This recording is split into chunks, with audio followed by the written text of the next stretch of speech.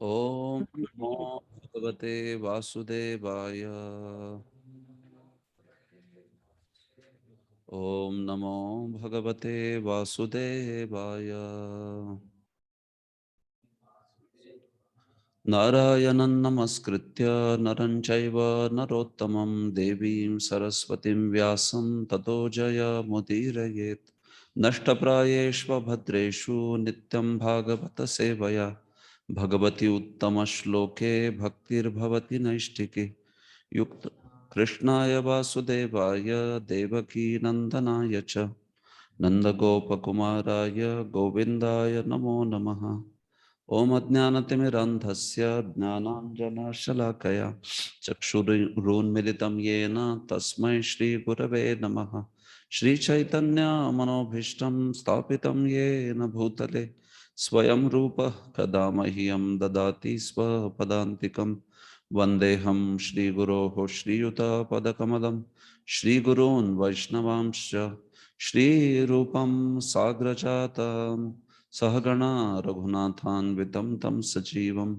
sadvaitam savadhutam parijana sahitam Krishna Chaitanya Devam Shri Radha Krishna Padan Sahagana Lalita Shri Vishakhanvitamscha Nama Om Vishnu Padaya Krishna Pristhaya Bhutale Shrimate Bhakti Vedanta Swami Niti Namine Namaste Saraswate Deve Gauravani Pracharine निर्विशेष शून्यवादी पाश्चात्य देशतारिणे नमो महावदान्याय कृष्ण प्रेम प्रदायते कृष्णाय कृष्ण चैतन्य नामने गौरत्विषे नमः हे कृष्ण करुणा सिंधो दीनबंधो जगतपते गोपेश गोपिका कांत राधा कांत नमोस्तुते तप्त कांचन गौरांगी राधे वृंदावनेश्वरी वृषभानु सुते देवी प्रणमामि हरिप्रिये वाञ्छाकल्पतरुभ्यश्च कृपा सिन्धुभ्यैव च पतितानां पावनेभ्यो वैष्णवेभ्यो नमो नमः जय श्री कृष्ण चैतन्य प्रभु नित्यानंद श्री अद्वैत गदाधर श्रीवासादि गौर भक्तवृंद हरे कृष्णा कृष्ण कृष्ण हरे हरे हरे राम राम राम हरे हरे सर्वशास्त्राब्धि पीयूष सर्ववेदैक सत्फल सर्वसिद्धांत रत्नाढ्य सर्वलोकैक दृक्प्रद सर्वभागवत प्राण श्रीमद्भागवत प्रभो कलिध्वांतोदितादित्य श्रीकृष्ण परिवर्तित परमानंद पाठाय प्रेमवर्ष्यक्षरायते सर्वदा सर्वसेव्याय श्रीकृष्णाय नमोस्तुमे मदेक बंधो मत्संगिन् मद्गुरो मन्महाधन मन्निस्तारक मद्भाग्य मदानंद नमोस्तुते असाधु साधु तादाइन अतिनीचोच्च तारक हानमुंच कदाचिन्मां प्रेम्णा रथकंठयोस्पुर श्रीमद्भागवत महापुराण की जय।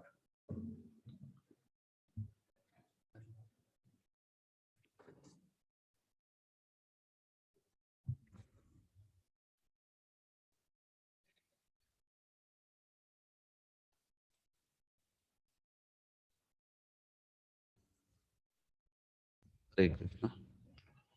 So yesterday I couldn't take a class because of not keeping well, because of having some fever.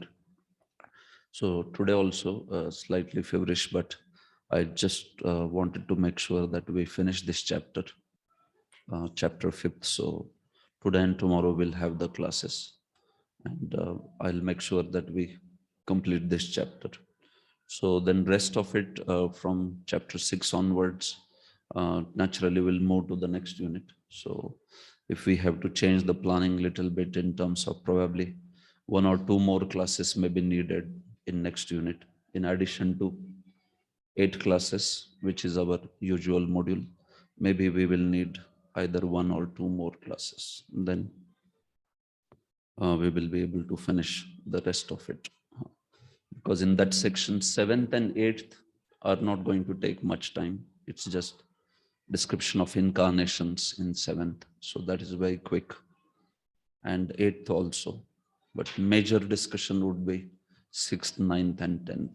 So that is what will take time. So you will, I mean, this will be conveyed to you. What will be the additional classes or something, change of planning for the next unit. So for this unit, we will try to complete chapter 5th, and maybe let's see if something from chapter 6th also. So just sharing the screen. So we have begun this chapter on Monday. So this is chapter 5 from second canto, Cause of All Causes. So in which Brahma Narad Samvad is begun. So Narad Muni asked questions to Brahmaji. 10 questions they are there. So right from verse 2, in which he asks 6 questions. Yad Rupam, what is the Rupam, symptom of this universe? Asya Vishvasya Rupam.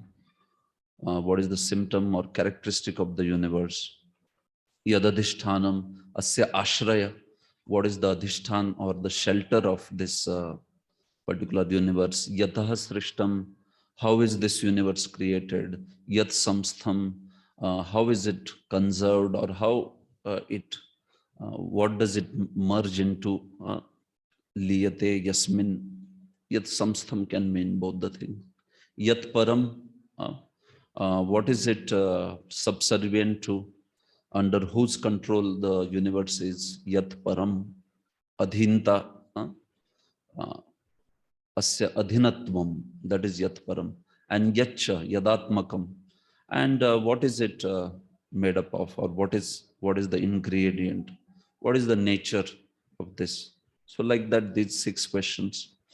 And plus in text 4, he is also asking about Brahmaji, that what is the source of your knowledge? Yad Vidnyano, Yadadharo, under whose shelter or protection that you are working? Yat Parastvam, who are you subordinate to? Yadatmakaha, and what is the, in what capacity, Prabhupada says, or what is your real position? So these are also 4 more questions, 6 plus 4, 10 questions like this in this chapter. And these get answered. Before that, he also expressed, Narad Muni, just taking a position by Lord's desire only, that he asked questions about whether Brahmaji was alone creating or whether he was under somebody. It looked like Brahmaji is independent in the matter of creation. But then he said, but I also see that you are the one who is also undergoing tapasya. And by that tapasya, it gives us a doubt that there is someone superior to you who is empowering you. So he requested, please enlighten me in this regard. So Brahmaji started speaking from text 9, and he thanked Narad Muni's questions by saying that this is your mercy or compassion to me, that you have asked this question, although you are Sarvajna, because by this question you have made me ponder over the great potency of the Lord. I just took a moment and pondered over this great creational potency of the Supreme Lord. So he is saying, I am thankful for that. You are giving me the opportunity to speak Lord's glories directly from Brahma's mouth. So that is also very wonderful for all the conditioned souls to know. So he spoke about Maya, that makes one speak like this, that Brahmaji is independent of Supreme Lord. So he said, Maya is very thorough, because of which those who are not knowing personality beyond me, meaning Supreme Lord, they speak like this. But the fact is that I create what is already created by the Lord, meaning first he creates all the elements, and not only that, he enters into them, and only by that creative potency which he bestows upon me, then I am able to secondarily create this universe. So, Yena Swaro Chisha Vishwam, like that. So, that is it. So, he offered his obeisances in these verses 12 and 13 also, where he spoke that Lord's Maya is so thorough that because of which people develop ideas of aham and mama. And they talk like this, they talk unintelligible words by calling me as the supreme creator or like that. So this is how he spoke about his own position. Now he answers the questions which are asked in text 2, especially all those yadrupam and all that. So that he begins from text 14. So text 14 is the answer to the question yadrupam. What is the characteristic of the universe? Asya lakshanam. What is the lakshana, symptom, characteristic of this universe? That is what is spoken text 14. Okay. So text 14. Dravyam karma cha kalascha svabhavo jiva eva cha vasudevat paro brahman na chanyorthosti tattvatah. Translation. The five elementary ingredients of creation, the interaction thereof set up by eternal time, and the intuition or nature of the individual living beings are all differentiated parts and parcels of the personality of Godhead Vasudev. And in truth, there is no other value in them. Yeah. So this is the question. This is an answer to the question yadrupam, like that. What is the characteristic of the universe? What is the form of the universe, literally speaking? So he says Vasudev is the form of the universe. Vishwasya Vasudeva Rupatvam. Basically, Vasudev only is the Vishwa.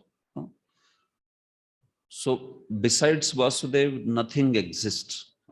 So while speaking like this, he describes what exists in the universe. So his answer literally to the question that Asya Lakshanam, Vishwa ka Lakshan kya hai? So that he is answering by saying Vishwa ka Lakshan hai Vasudev Roop. मतलब विश्व वासुदेव रूप ही है. This universe is actually characterized by Lord Vasudev only. That is the answer. But when you say that, he is also describing that what is comprising of the universe basically in material world. So it comprises of these five things. What is that? Dravya, karma, kala, svabhava, and jiva. And because all these are the energy of the Lord Vasudeva, so that's why he says there is nothing but Vasudeva. Dravyam karma cha kalascha svabhavo jiva eva cha Vasudevat paro. There is nothing what you can say different, or there is nothing apart from Vasudeva. Vasudevat paro na, like that. Anya artha. There is nothing else which is some artha, which is something valuable, which is apart from Vasudeva. If you see tattvataha in truth, this is what it is. So this is how he is answering this question. Okay. So you may say that in this world, it is comprising of dravya, karma, kala, svabhav, jiva, but it is all the energy of Vasudeva. So that's why this Vishwa is actually nothing but Vasudeva Rupa. It is this, it's Vasudev's energy, you can say. So Dravya here means the elements, the matter. Karma means the aspect of karma, the fate, the destiny, jiva's karma. Kala means the time. Swabhava here means again Prabhupada translates Swabhava as intuition or nature. So this Swabhava means the aspect of, subtle particular aspect of Jiva, or it can also mean aspect of modes. See, Jiva, he possesses Swabhava and Karma. Okay. Karma and Swabhava, they are merged within Jiva at Prakrit Pralay, meaning when everything ends. So then what happens is karma and kala, they merged in Jiva, and Jiva merges in Mahavishnu. Kala also merges in Mahavishnu. Dravya also merges in Mahavishnu. So if you see, Here, Jiva possesses karma and kala, meaning unlimited Jivas possess their own karma and their own swabhava. So karma, kala and karma, swabhav, they can be connected to Jiva. So that is Jiva, Shakti. Kala is Kala Shakti. And Dravya is actually Maya.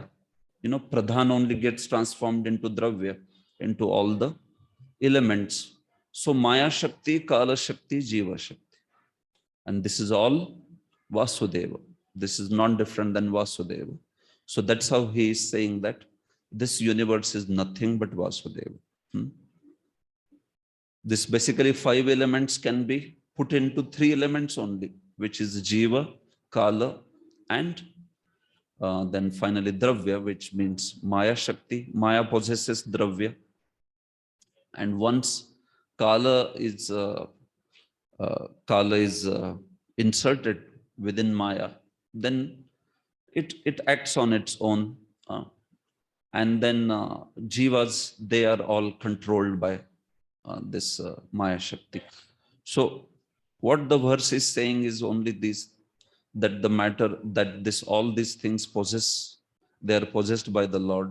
They are the energies of the Lord. So that's why there is nothing but Vasudeva in this world. This can be also corresponded to Ishwar, Jiva, Prakriti, Kal, Karma, the 5 standard topics of Vedanta.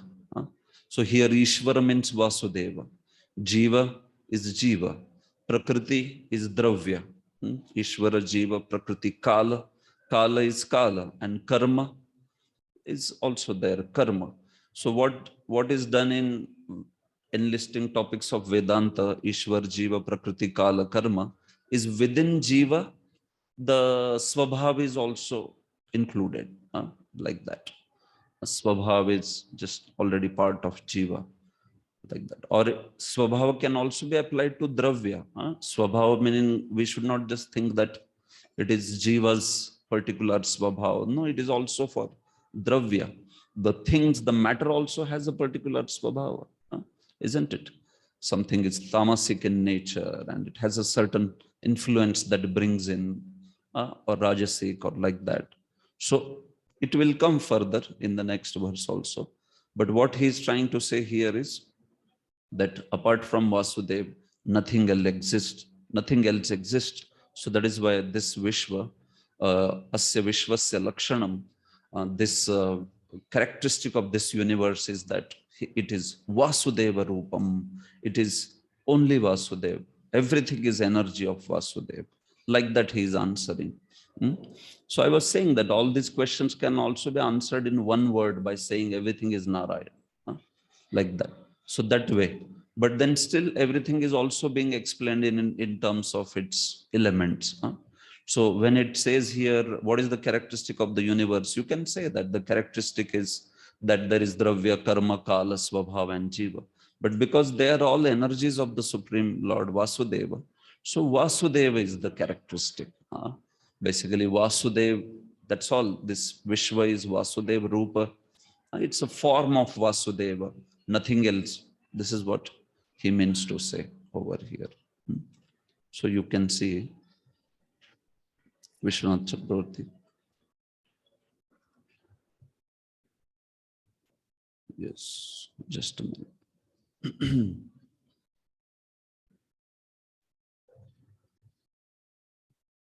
Yes, so Vishwanath Chakravarti says here, Yad Rupam Ityadi Prashna Dashakasya Uttaram Vaktum. Yad Rupam Ityadi Prashna Dashaka. How many questions? 10 questions, he says. Like that. So starting from Yad Rupam. So he starts answering the questions beginning with Yad Rupam, which are the 10 questions, he says, Prashna Dashaka. So in this first, he speaks Bhagavad Vyatirekena Anyasya Asatvam Aha. So first he speaks in a way that apart from Lord Vasudeva, nothing else can exist. Everything else exists only because it is energy of the Supreme Lord. So in that, what is Dravya Mahabhutani? Dravya means the 5 elements. Karma Janma Nimittam, that is the cause of birth. Because The prior karma is there, prachin karma, because of which only one jiva takes birth in the material world. This is karma in the sense, the prior karma, when Lord Mahavishnu, meaning whole destruction happens, Prakrit Pralay happens, all the universes are also destroyed. Brahmaji also goes back along with his associates. So those jivas who have not purified themselves, they have their karma, and that karma goes along with them, and they all are merged within the body of Mahavishnu at that Prakrit Pralaya. So when next cycle of creation happens, so they come out with that karma. So that is why it is said over here that karma stays. Karma is there in that Prakrit Pralaya state. Kala is Gunakshobhaka. What is the function of Kala? The Kala agitates the modes. Svabhava tat parinam hetu. Svabhav is basically that which causes the modification, or which is the cause of modification in entire Mahatattva, in entire Pradhan, in fact. It will come in the text 21, we will see more specifically. Jiva is Bhokta. And Jiva is the Bhokta, the enjoyer, the living entity. So all this is nothing but Vasudev's energy. Because Dravya is what? It is basically effect, Karya, effect of Maya, meaning effect of Pradhan, effect of material energy. See, two words are there, Karya and Karan, cause and effect. Do you understand these words? See, what is Karya and Karan? If you have some earth, clay lump of clay, and from that lump of clay, you make nice pots, okay, ghata. So that mritika, that earth which is there, that is known as Karana. And what is made is known as Karya. That mritika is cause, and what is made from that is known as effect. So similarly, in the universal creation, what is known as Karana and what is known as Karya? Prakriti is known as Karana. Prakriti, meaning the material energy, the first thing on which Mahavishnu glances. So she is known as Karana. And then finally, when the elements and everything is generated, individual bodies are generated of all the living entities and all, that is known as Karya. That is the final product, finished product. In between, so much of changes would happen. Prakriti would turn into Mahatattva. Mahatattva would have, Rajase, Vaikarik, and Ahankara's Mahatattva. See, basically, it is coming only. Mahatattva, Sutra Tattva, then Ahankar. Ahankar is Vaikarik, Tejas, Tamasic. From that will come the sense devatas. From that will come the senses. From that will come the elements. All this is coming. So effect is basically what is the finished product, and cause is what is where you are beginning with. So upadan karan. So same way, these terms are also used in that sense. Like, so just as a pot would be karya and mrittika will be upadan karan, similarly here the jivas, bodies or material world, all these different elements, they are said to be karya, and the first thing, the maya, is said to be, or material energy is said to be karana. Of course, she is not the supreme karana. She is energy of Supreme Lord. So Lord is actually the supreme karana. He is the one who gives ingredients in terms of even to Maya, because Maya is his energy. So supreme upadan karan is Lord Krishna only, meaning Lord Vasudeva only, Bhagwan only. But in terms of, we are understanding what is the source of all the elements. So you can say Maya, material energy. This too, you should know that when we say Maya, we mean two things. We mean a personality called Maya, and we mean the energy that she possesses. So the personality called Maya is known as Adhishthatri Maya. And the energy she possesses is known as Adhishthan Maya. Adhishthatri Maya, Adhishthan Maya. Okay. The presiding Maya, and then Adhishthan, meaning you can say the energy Maya, the actual elements that they are there. So when we say that this dravya, all the elements, they are the effect of Maya. So will that refer to Adhishthatri or Adhishthan? Adhishthan, exactly. It will refer to Adhishthan. Maya herself doesn't undergo transformation. Durga doesn't undergo transformation. Who undergoes transformation is her energy. The Maya aspect. That is only known as Pradhan also. You can call material energy and Pradhan as both same only. They are used interchangeably, no problem. Prakriti and Pradhan, they are considered to be equivalent only, no problem. Basically, that is what it is, something which is before glance of the Lord. Once Lord puts glance, and then he invests Kala, Karma, Svabhava, then it will be known as Mahatattva. Before that, it is known as Pradhan. That's the only difference, like that. And that Pradhan is nothing but Adhishthan Maya. It is nothing but Maya's Adhishthan. So this way. So the point here is Dravya is effect of Maya, and Maya as well as Jiva, both are Shakti of the Supreme Lord. Kala is also Shakti of the Supreme Lord. So in this way, all these five factors, they become nothing but Shakti of the Supreme Lord. So that is why it is said that this Vishwasya Vasudeva Rupatvam, right? Yadrupam, that was the prashna, right? That was the question. Yadrupam means Asya Vishwasya Rupam. भाई भगवान मतलब विश्व का रूप क्या है? विश्व का रूप है वासुदेव रूप. Like that he is answering the question.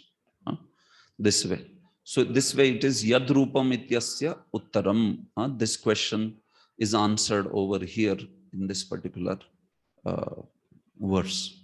So purport, Prabhupada.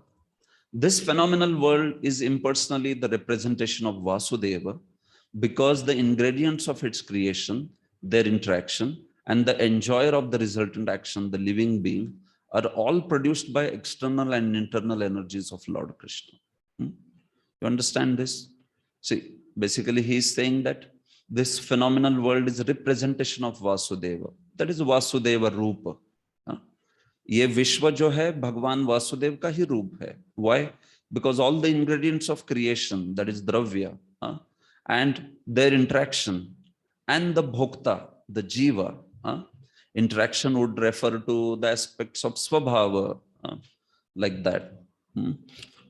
And the bhokta, the jiva, they are all produced by either Maya Shakti or by Supreme Lord's, Tatastha Shakti. Here Jiva is Tatastha Shakti, like that. So that is why this world is nothing but representations of Vasudeva. He is saying. The living entity is known as the marginal potency of the Lord. But in all circumstances, neither the material ingredients nor the spiritual parts and parcels are independent of personality of Vasudeva. For all things, whether products of external, internal, or marginal potencies of the Lord, are simply displays of the same effulgence of the Lord, just as light, heat, and smoke are displays of fire. So just as light, heat, or smoke, they are all belonging to the fire. Similarly, whether it is Maya Shakti, Jiva Shakti, or Chit Shakti, Chit Vaibhav, Achit Vaibhav, Jiva Vaibhav, this is all belonging to the Supreme Lord Vasudeva.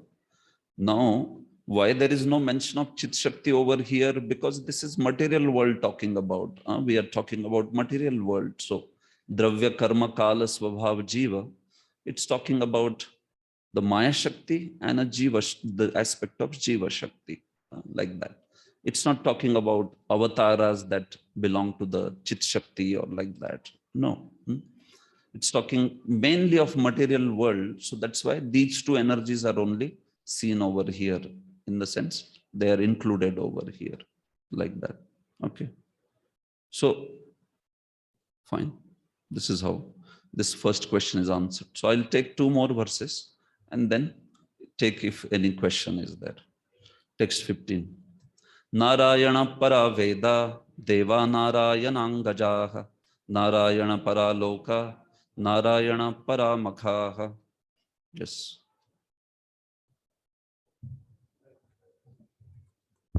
The Vedic literatures are made by and are meant for the Supreme Lord.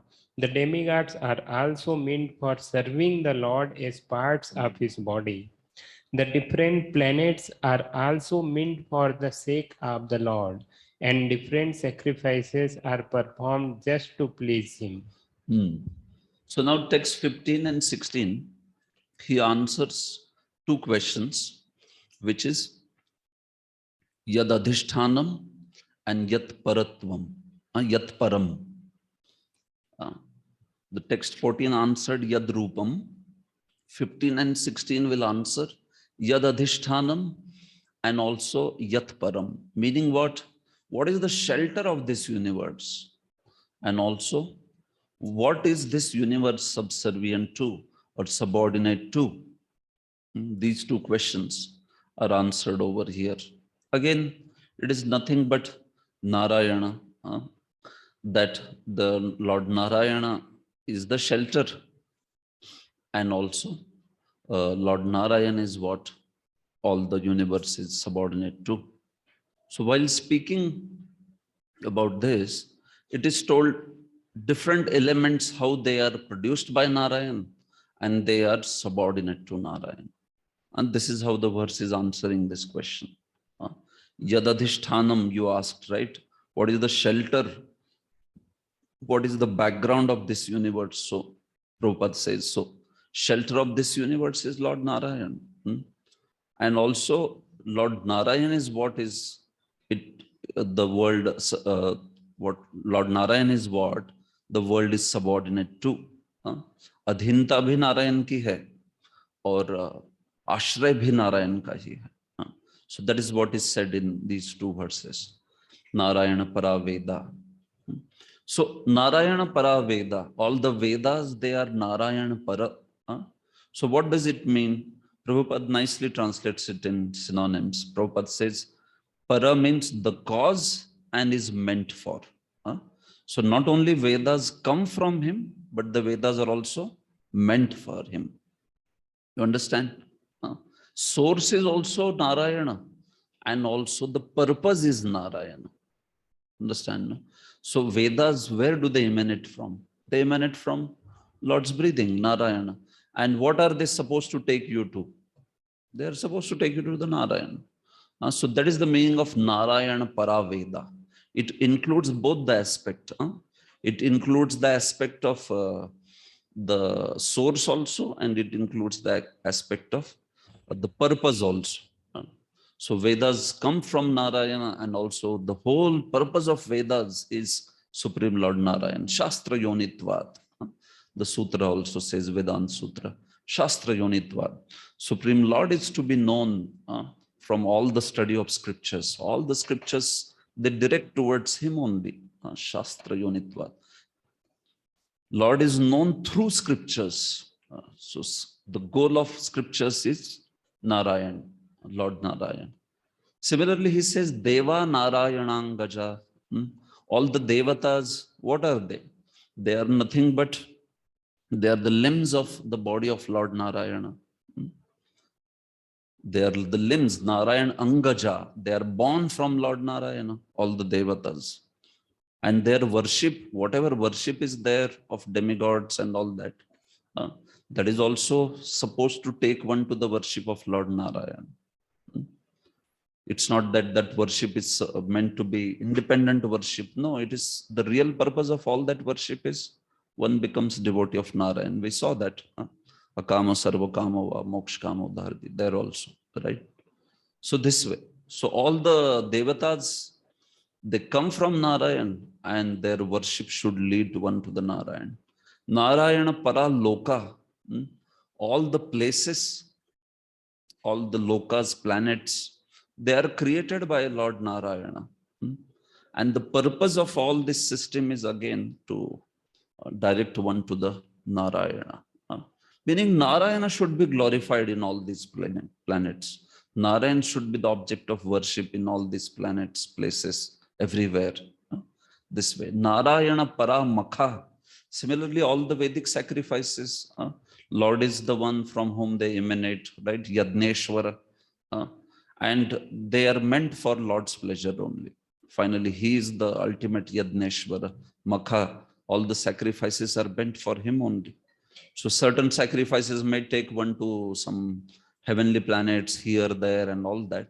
But that is just intermediate destination. The final destination to be achieved by all these sacrifices is Supreme Lord only, Narayan only, this way. And individual, those processes also have some effect only when Lord Narayan is worshipped through those processes. So this also should be understood, that if the sacrifice doesn't accept Lord Narayana, or has disregard for Narayan, then it will not be successful. It will be unsuccessful. So Narayana para makha. So you see, Vishwanath Chakravarti says here that this all factors, what are they speaking? Narayane sthitatvat, Narayan adhinatvat cha. Because all these sacrifices and places and all that, they are situated in Narayana, and also they are subservient to the Narayana. Situated in Narayana meaning Narayana is the source of them. And adhinatvat meaning basically that's the Narayan is the purpose of them. So that cause and purpose is being shown by sthitat. Sare Ved, sare lok, sare देवता नारायण में स्थित है और नारायण के ही अधीन है.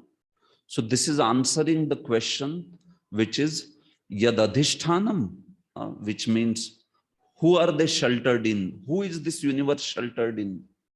What is the shelter of the universe? So that is referring to this sthitatva, like that. And second was yat param. Yat param was adhinatva. Who are they subservient to? So Narayan is what they are subservient to. So in this way, yat param and yad adhishtanam, both are answered in this particular two verses. See, yad adhishtanam ityasya cha, it is written cha here, meaning also, this is also answering yad adhishtanam, meaning it is answering something else before. That's when you say also answering, right? So what is that it is answering before? It is answering yat param. Yat param is answering, is being answered, and also it is answering yad adhishtanam.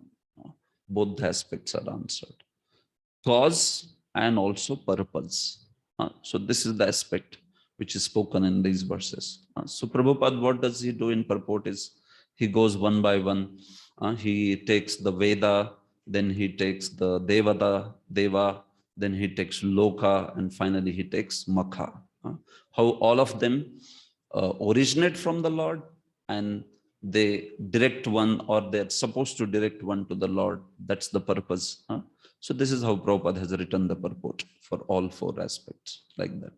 According to the Vedanta Sutras, Shastra Yonitva, the Supreme Lord is the author of all revealed scriptures, and all revealed scriptures are for knowing the Supreme Lord.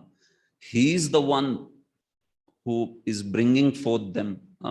They come out with his breathing, right? Supreme Lord's breathing, Nigama.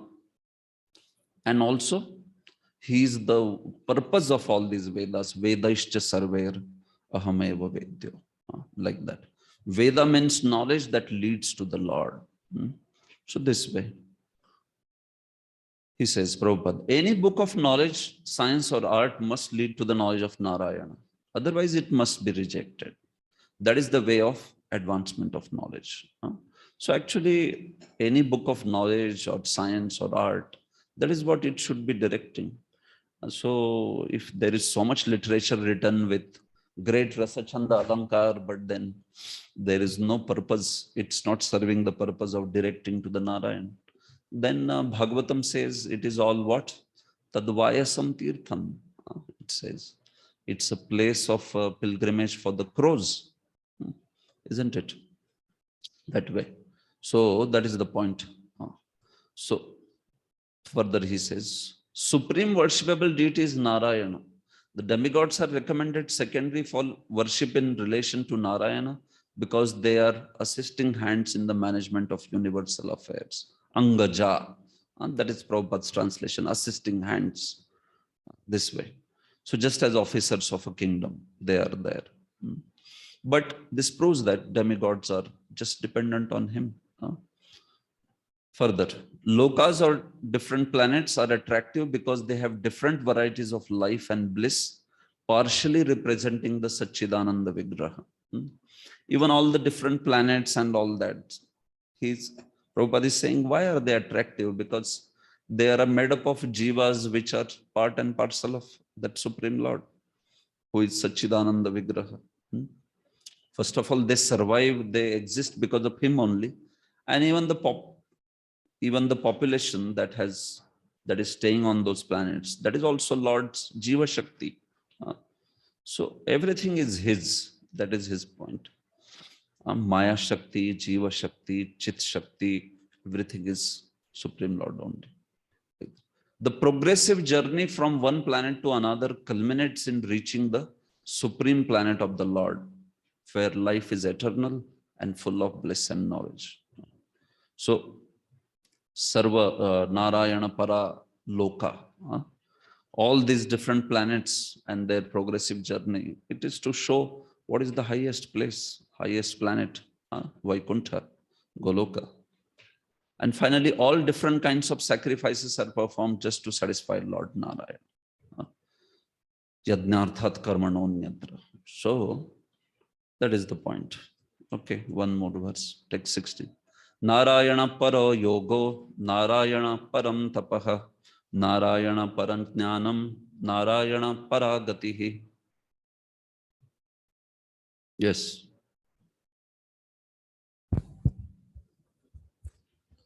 All different types of meditation or mysticism are means for realizing Narayan. All austerities are aimed at achieving Narayan. Culture of transcendental knowledge is for getting glimpse of Narayan, and ultimately salvation is entering the kingdom of Narayan. So same way, same thing. It is same continuation of same items. So similarly, Narayana Paro Yogo, all yoga, everything, whether it is Jnana Yoga or Ashtanga Yoga, Sankhya Yoga, it is all meant for Lord Narayana. It is meant to achieve Lord Narayana, isn't it? Even if somebody may say, no, Jnana Yoga, we want to achieve Brahma Jyoti, but that Brahma Jyoti is also Supreme Lord's effulgence only, isn't it? So it's not devoid of Lord Narayana. Plus, unless and until one is Narayana Para, he cannot achieve Brahma Jyoti also. He cannot achieve any destination. So that is why Narayana Paro Yogo, it is said. It will mean that all these paths, they are given by Narayana, and all these paths are meant to achieve Narayana. Unless and until these paths worship Narayana, they can't achieve their individual goals also, like that. Same way with the process of tapa, austerity. Same way with the process of dhyana, all the transcendental knowledge. Yoga is primarily for control of mind and senses. Jnana is to understand the nature, transcendental knowledge. Narayana Param Jnanam. And finally, Narayana Paragati, all the moksha, all the highest destination. Gati, the greatest destination, is also achieving the association of Lord Narayana. So this way. So Prabhupada speaks about this in purport. In meditation, there are two systems of yoga, namely Ashtanga Yoga and Sankhya Yoga. Ashtanga Yoga is practice in concentrating the mind, releasing oneself from all engagement by regulatory process of meditation, concentration, sitting postures, etc. And Sankhya is meant to distinguish the truth from ephemerals. Sad Asad Vivek, that is Sankhya, right? So both these systems, but are ultimately they are meant to achieve impersonal Brahma, or they are meant to achieve Supreme Lord, depending on what is the goal of that particular process, whether it is Bhakti Mishra Yoga or Bhakti Mishra Jnana or Jnana Mishra Bhakti or Yoga Mishra Bhakti, based on that. But the point is they are Narayan Para, this way. Gati refers to the ultimate destination or the last word in liberation. Oneness with the impersonal Brahma Jyoti is not ultimate liberation. Superior to that is the sublime association of personality of Godhead.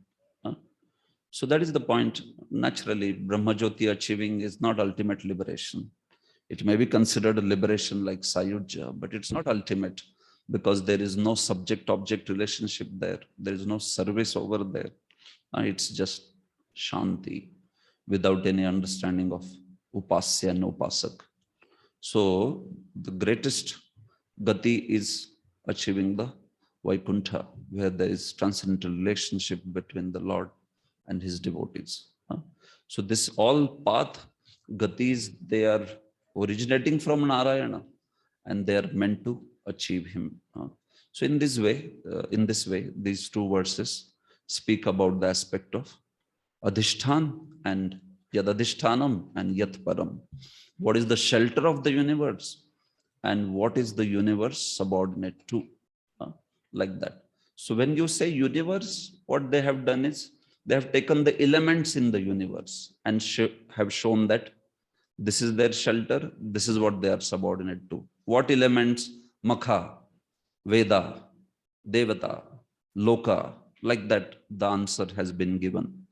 You understand the way the answer has been given is in this way, showing all the elements of the universe. They have shown that there is in this way shelter and also the subservience.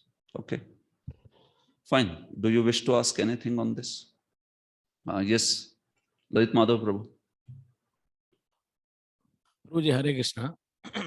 Like we are saying about Deva Angaja means those also we say this is like the demigods are like a parts of Lord's body. Like eyes are Surya Chandra or Ashwikun. We saw it also in our Virat Rup also, Vishwarup.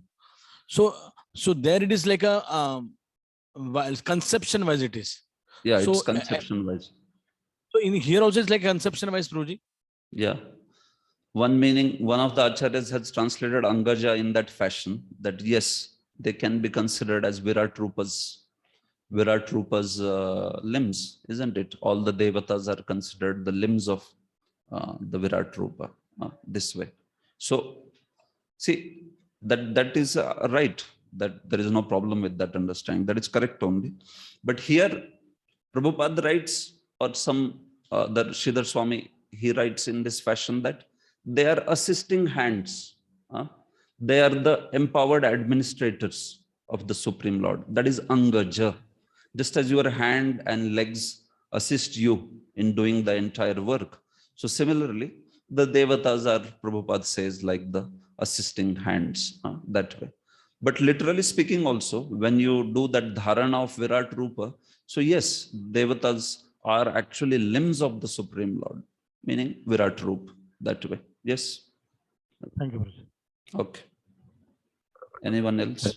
Yes, Guruji, when we say external energy, so do we refer to Adhishtatri Devata or Adhishtan? Yeah, it will depend, no? What are you talking about? It will depend on that. When we say external energy, it can refer to both Adhishtatri or Adhishtan. But when you say that, the external energy, it turns into Mahat Tattva. So then you understand who turns into Mahat Tattva. That should be Adhishtan, right? So it will be context specific. You can always take it in that way. That what is being talked about there. Maya can refer to, personality, or Maya can refer to the principle, the Adhishtan, Adhishtatri. So both ways it can be. Similarly, when we talk about internal energy, sometimes jivas are also referred as internal energy. And we also say marginal energy. Yeah, actually, jivas should not be referred as internal energy. Jivas are tatastha shakti, which is the third. You can call jiva as para, which is of the superior nature, because it is chit. It is chit, but then still there is a different category that is made of jiva. There is tatastha shakti only. So you have, chit shakti, achit shakti, and jiva shakti, or you can say maya shakti and Swarup Shakti and Jiva Shakti. So Tatastha is a specific category because if it was just non-different than Chit Shakti, then there was no point in making another category, right? So it is not like that. There is a difference actually between the two. But both of them have the nature of superior than the dull matter. But there are certain characteristics in Jiva Shakti which are different, meaning Swarup Shakti has certain characteristic and they are not necessarily there in Jiva Shakti. It's not just a complete sample or just a minute sample of each and every characteristic that is there in Swarup Shakti. No, then would not have been need of making another category. So you can take it in this fashion that it is a superior energy, no doubt, but still it's a different energy. It's a Tatastha Shakti, marginal one. So that. Yes, Prabhu. In the verse number 14, I want to understand it from the context of many times this word Vasudev, it is defined by the Mayavadis in a different way. For them, they say Vasudev means one who's all pervading. They don't refer Vasudev as the personality of Godhead. So, how to understand, how to explain or understand that particular thing, really? Because when they say Vasudev means all pervading, so they then don't, they say that Lord has expanded into the universe and all this, and the personality is not there, and they refer to this kind of verses only because direct, now we are reading Prabhupada's purport, so we have understanding of personality, but how to understand that? Actually, if Mayavadi were to explain this particular verse, he also has to take meaning of Vasudev as personality only. If he were to explain this particular verse, because what happens, see, when they take the meaning of Vasudev as something which is all pervading and all, when they are planning to explain Vasudeva being said to be non-different than Brahma, when the context is that here is Vasudeva who is Brahma, so that is where then they don't want to take the personality aspect, because personality means they feel it will limit his form and all. But this is creation going on. So even a Mayavadi, when it talks about creation and all that, for him creation is illusion. So he will not bring Vasudev conception over here in Srishti Leela, because Srishti Leela, as per even a Mayavadi, is done by Ishvara. And Ishvara is a personality by him. But because Srishti Leela itself is a big illusion as per him, so for him, there is no problem over here to accept Vasudeva as personality. So they will give that kind of interpretation only when you are talking about, the context is speaking like Vasudeva is that Param Brahma, Vasudeva is that non-different than Brahma, and in that mind. Here Vasudeva is spoken in terms of more Ishvara. So the philosophy is a little bit complex. They differentiate between Ishvara and Brahma. Sagun Brahma is Ishvara, Nirgun Brahma is what is the highest. So Sagun Brahma is Vasudeva, they say, that way. So over here, that kind of meaning they would not also want to give. But when in a context where they're talking about how Lord Vasudeva is Brahma, and for there, if they want to give the meaning like Vasudeva means one who has entered everywhere and all that. So you will have to see, Prabhu, the context wise, Paurva Parya. In Shastra, you have to see something. What are the prior statements made? What are the later statement made? Paurva Parya. And then you have to see that the explanation, the meaning that you bring forth is fitting in that context. Not that, all this while personality was being spoken and suddenly you say, so this means that actually that person who is spread everywhere. So it will break the Paurva Parya in this particular way. So that is how in Gita also, when Lord is speaking about personality, personal aspects, Srishti and all that, and suddenly then they switch and gives different meaning. So it is most of the times ripping it out of the context like that.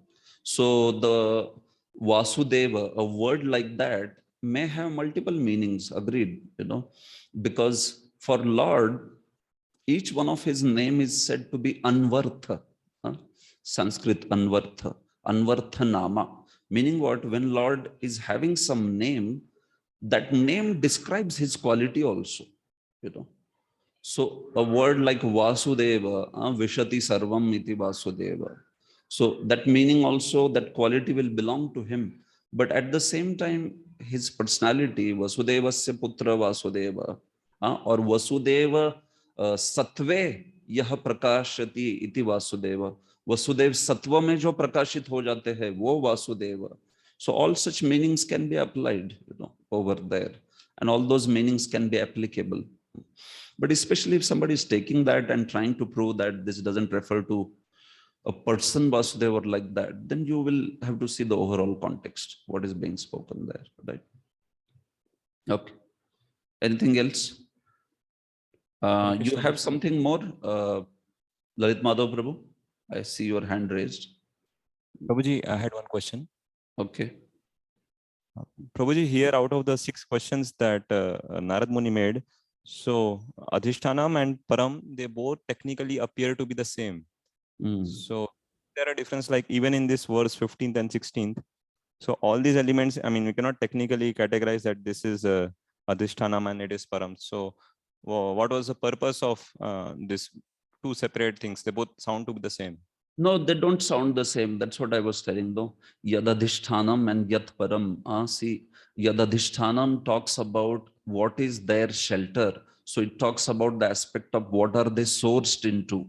And Yat Param talks about what is the aspect of Adhinta. What are they subordinate to? So that is more from the aspect of what is the goal of that particular thing. Subordination literally means, from this angle, parata, actually English is not giving the exact sense, but if you see Yat Param gives the sense of that particular thing. When you say Yajna is Narayan Para, meaning Narayan is the goal of Yajna. That's the meaning actually. And when you say Yad Adhisthana, Narayan is Adhishthana of Yajna, it means that actually all Yajnas originate from Narayan. So one is talking about origination, another is talking about the purpose. That's the difference, Adhishthanam and Param. You understand, Prabhu? Yes, Prabhuji. Now I understood. So can we say that each of these elements, they have each of these elements, yes. Each of these elements, that's how Jiva Goswami has defined, Each of these elements, they talk about Sthitatva, meaning Sthitatva and Adhinatva, meaning each of these elements talk about how Narayan is the Ashray and Narayan is the goal. So you can apply to all, no problem. Okay? Yes, Prabhuji. Fine, Prabhu. Okay. So we move on.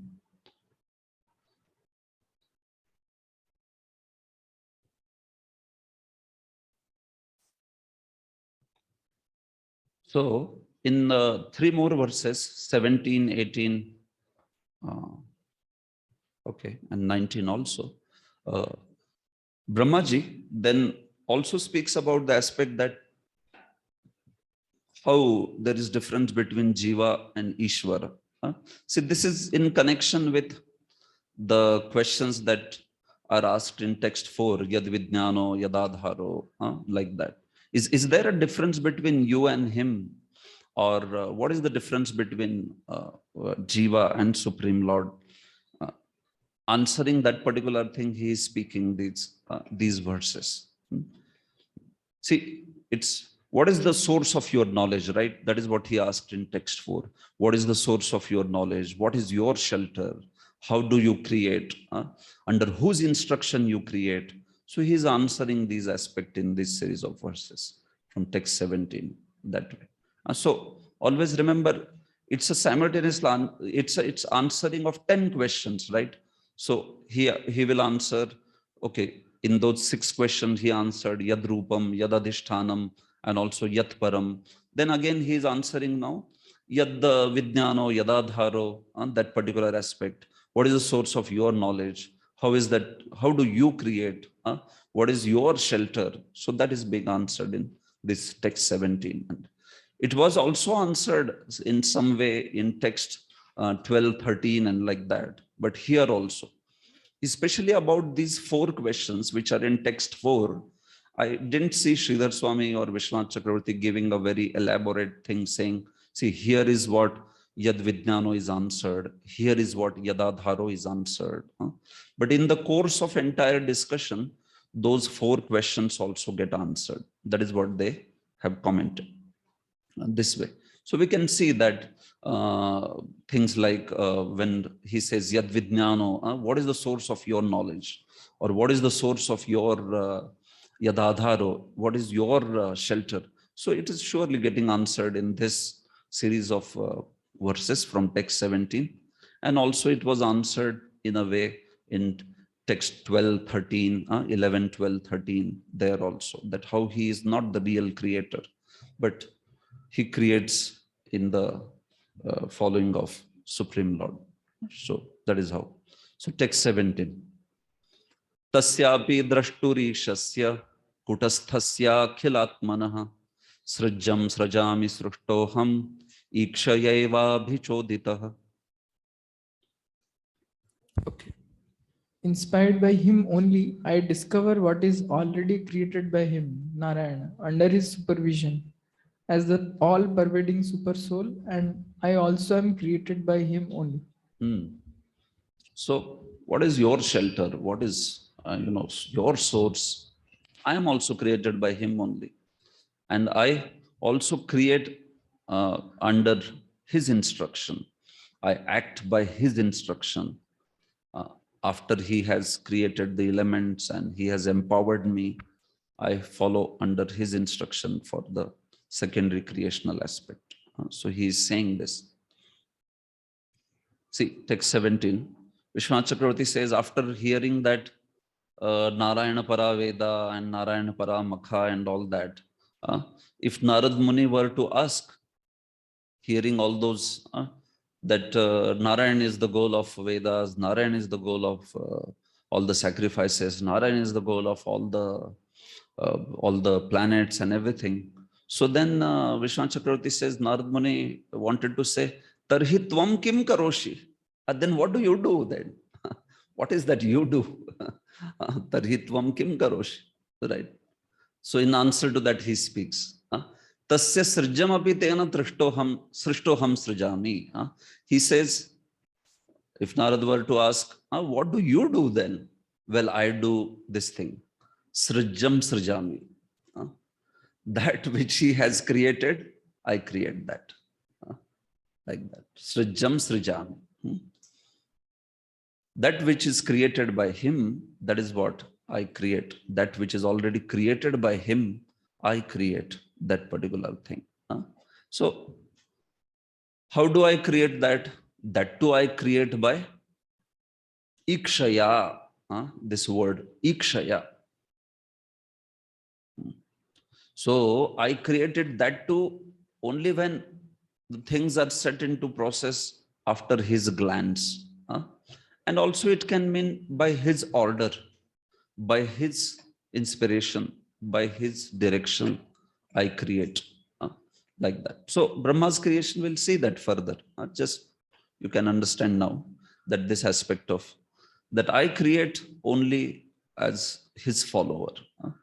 So he is saying, Srishtoham, actually I am created by him, and by his order, instruction, by his inspiration, I create the things which are already created by him. Abhichoditaha, being inspired by him, he says, like that. So all the first line, the adjectives are for Supreme Lord. So I create what is already created by him. So that Supreme Lord is said to be Drashta. He is the seer. He is Isha. He is the controller. He is Kutastha. He is the witness of everyone's intelligence. Akhilatmanaha. He is the one which is Paramatma. So all these words are actually referred to that Supreme Lord. उन दृष्टा, उन ईश भगवान का ही जो बनाया हुआ है उसको मैं बनाता हूं. Like that he is saying. That way. Drashta, Isha and all that is for Supreme Lord. So this is the point. Vishwan Chakravarti says, you see, Tasya srijam tena srishtoham srijami. What is already created by him, I create in the secondary creation. Kim svechaya? Do you do that on your own, by your free will, by your own desire? No, nahi nahi. No. Ikshaya tasya adnyaya eva. By his order only, by his direction, then I create the secondary creation aspect. So then all other are words which are describing that Supreme Lord, Drashta and Isha and all. He is the witness, he is the ultimate seer, isn't it? In everybody's heart, he is situated as Paramatma, Kutastha, he is the controller, like that. So that is my job. So it is more or less, it is talking like prior verse only. Tena svaro chicha vishvam, like that only. This verse is also talking about that particular aspect only, this way.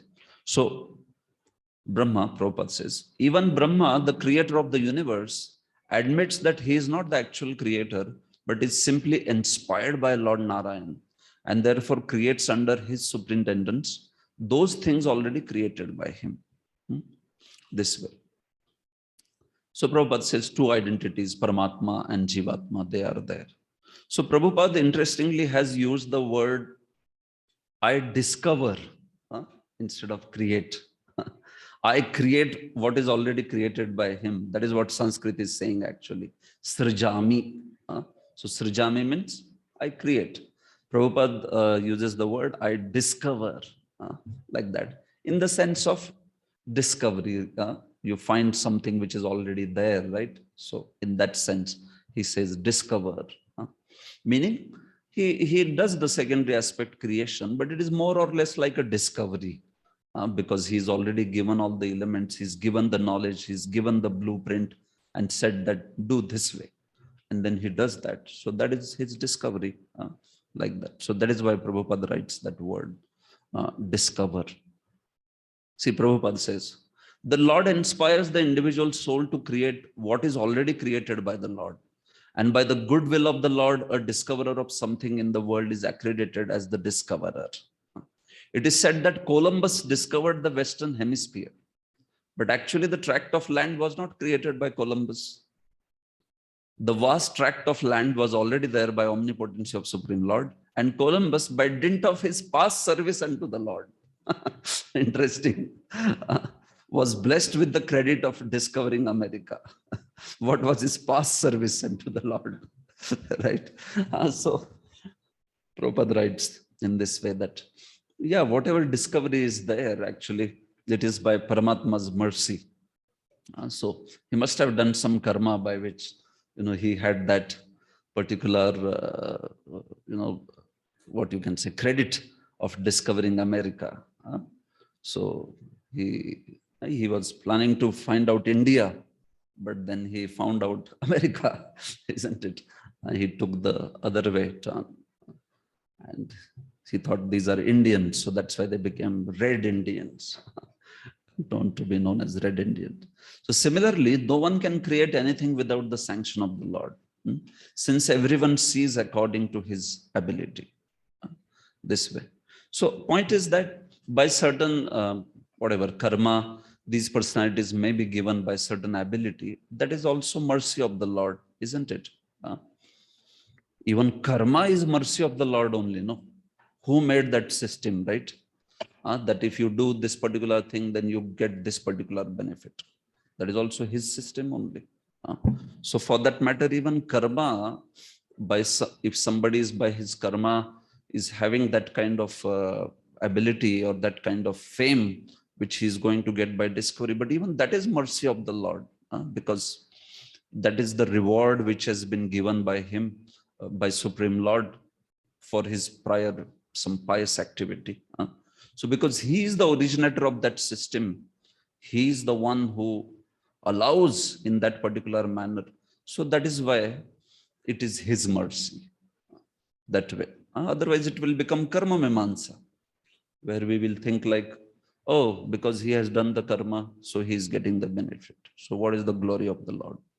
No, but who is the originator of the system? Who is the sanctioner? He has only made that particular system. The knowledge to Jiva is given by him. The ability is given by him. And finally, when Jiva acts in that fashion, the reward is also given by him. So this way, like that. So one must therefore be voluntarily willing to render service unto the Lord. And thus the Lord will empower the doer in proportion to his surrender unto the lotus feet of the Lord. So Prabhupada takes nice theme from that. Srijam Srijami, that how one should be, that's why surrendered unto the lotus feet of the Lord, just like here, Brahmaji is that way. Nimitta matram bhavasavya sachin, he connects to Shri Arjuna, how Arjuna was told to be just become a nimitta, act in conjunction with the Lord, act as per the instruction of the Lord, and then everything will be accomplished. So that is what we are supposed to do, Prabhupada says, this way. Final, he says, he's continuing that theme of serving in conjunction with the Lord under his direction, ikshaya, under his direction. He's keeping that theme throughout, surrender unto the Lord and doing as per his will. Devotees like Brahma and Arjuna do not do anything on their own account, but as fully surrendered souls, they always await indications from the Lord. Therefore, they attempt to do something which appears very wonderful to ordinary vision. One of the Lord's name is Urukrama, or one whose actions are very wonderful and are beyond the imagination of the living being. So the actions of his devotees sometimes appear very wonderful due to the direction of the Lord. So Prabhupada is saying if one acts under the direction of the Lord, by his desire, one may be able to do something wonderful also. Just as Lord is Urukrama, right? One who is having a great, one who does very great activities, Uruni Karmani. So similarly, by his mercy, by his empowerment, even a simple devotee, even a so to say, not so much skillful devotee may be empowered so much to do, right, that particular way. So that's the characteristics of surrender, he is saying, this way.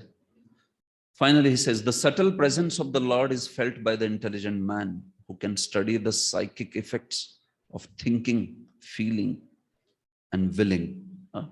So that is referring to the aspect of drashta and kutastha. This line is actually addressing that particular thing, that how by Lord who is, who is Paramatma within the heart. So anybody who is little thoughtful, he will think about how in this world, everything that I think about, what happened? Got disconnected, I think. So any intelligent person will know that in this world, my endeavors and my whatever efforts I take, the reward is under somebody, because everybody works in this world. So many people work, but who gets what reward?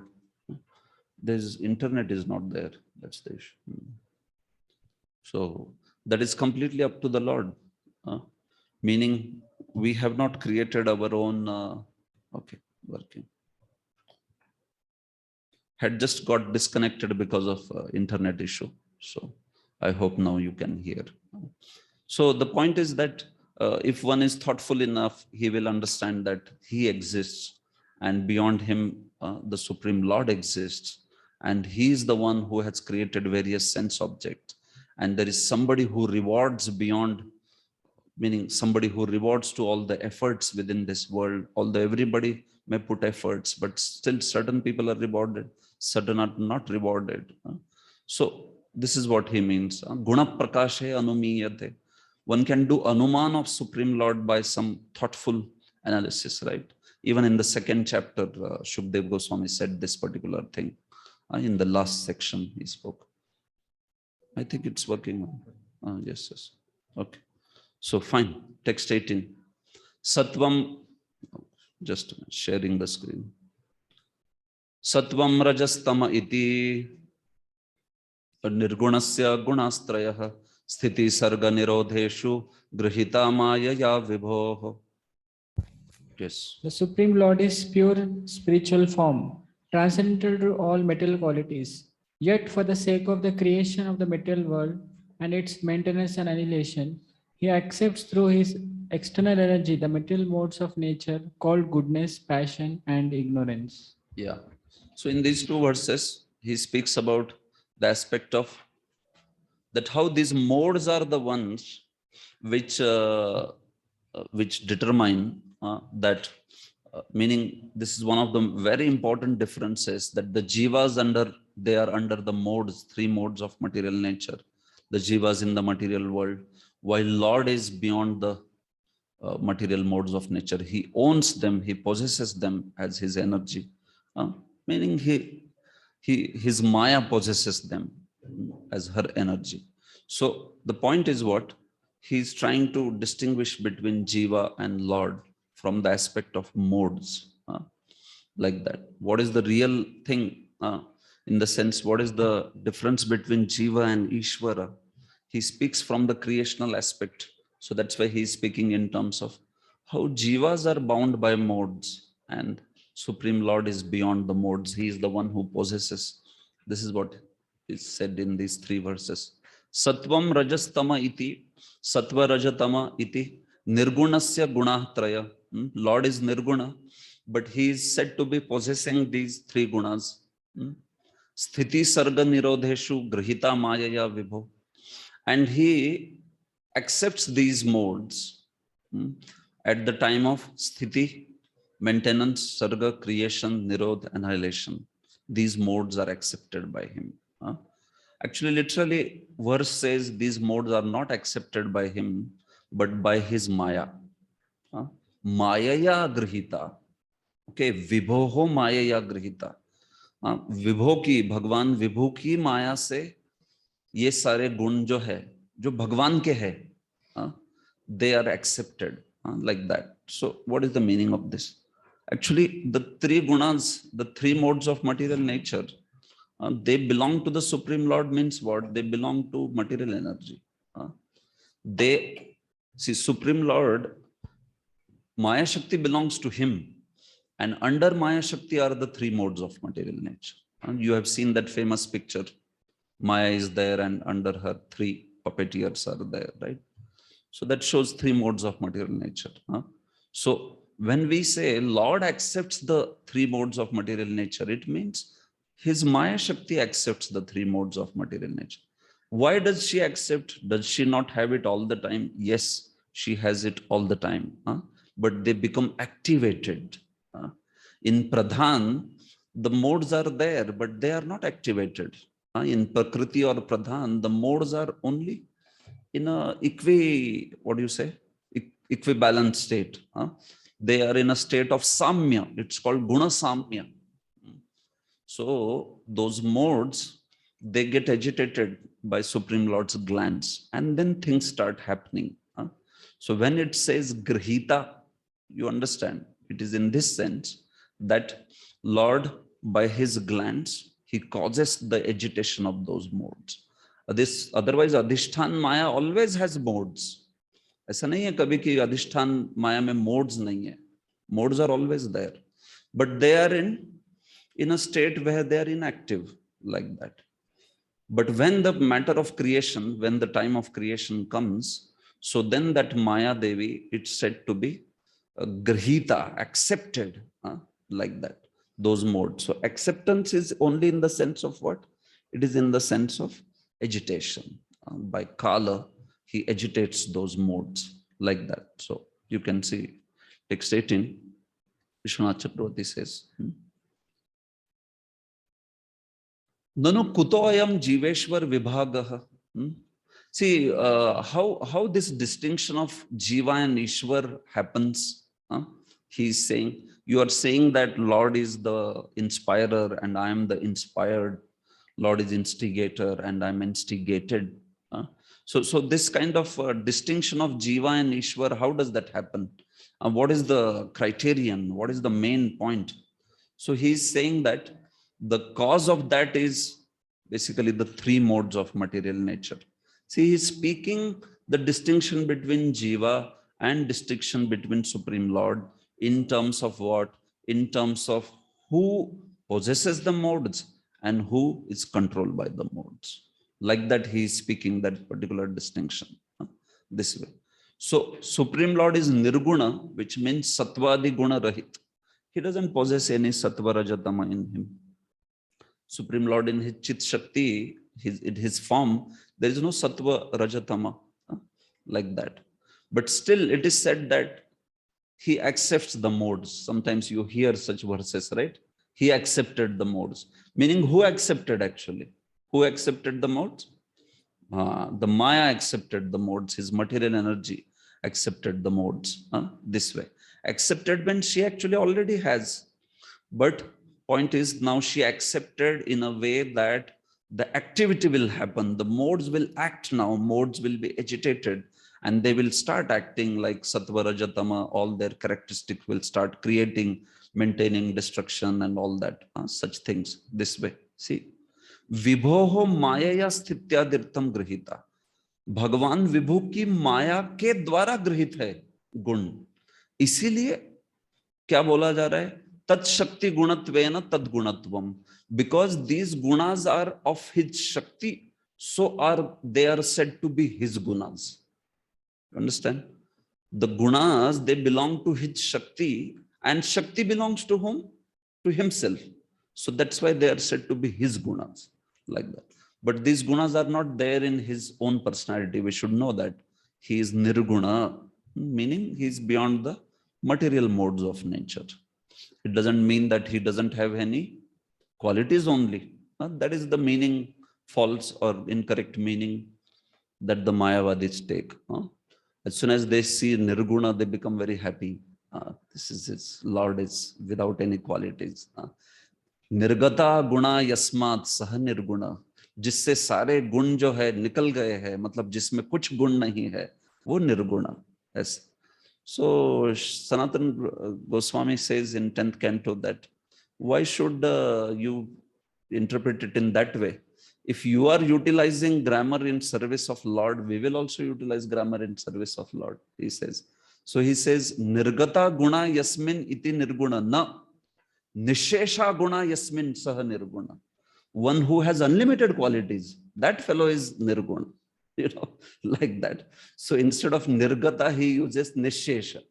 Nishesh means, you understand, ashesh, unlimited. Nishesh means ashesh. So unlimited gunas, he had so many qualities which cannot be counted that way. So that is why this nirguna and such words, Brahma, we should not consider them to be inheritance or monopoly of Mayavadis. No, and these can be used by Vaishnavas very wonderfully, very in a very novel ways also, that way. So point is this. See, he further says, Maya nityameva tadguna rupatvepi. Maya always has those gunas, right? So why do you say grihita then? She accepted. So he says it is something like this. Nitya Nara Vigrahatvepi, Lord always has that beautiful human-like form, but still you say, you hear that word, no? So Krishna accepted the form that way. So it means that he manifested the form. So here also Maya manifests, Adhishtan Maya manifests that activity. Prakrit Pralay ke waqt kuch hota nahi na. Maya is there, Maya is also inside the Supreme Lord. You know, Adhishtan Maya and everything is inside the Supreme Lord. It's all completely no activity. But then he manifests the Maya and he also manifests the modes in her by which the further activity will begin very, very clearly like that. So this is how it is spoken. We should know that this is how the verse is spoken. Sthiti Sarga Nirodheshu. Prabhupada. The Supreme Lord is the master of external energy manifested by three material modes, namely goodness, passion, and ignorance. And as master of this energy, he is ever unaffected by influence of such bewildering energy. The living entities, the jivas, however, are affected or susceptible to being influenced by such modes of material nature. That is the difference between Lord and living entities. Why is he speaking these things, Brahmaji? He is speaking to show the difference between jiva and Lord, and especially in terms of these three gunas. So that is what Prabhupada is pointing out here.